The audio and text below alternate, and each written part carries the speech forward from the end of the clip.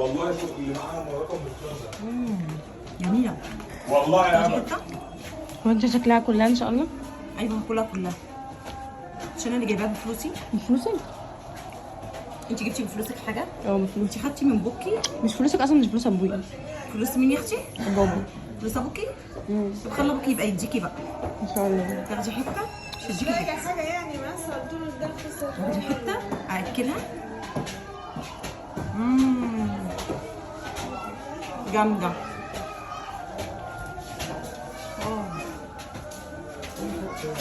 جامده.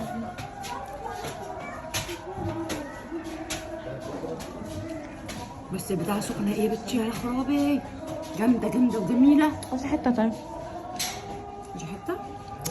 لا بس المشكله البتاعه سخنه، عايزه احطها كلها في بقي. مش هديكي ولا حته. روحي هاتي بقى فلوس ابوكي وخدي وكلي منها. اللي انت بتاكلي منها دي فلوس انا ابويا. بحب اللي هي ايه، الصوص الابيض.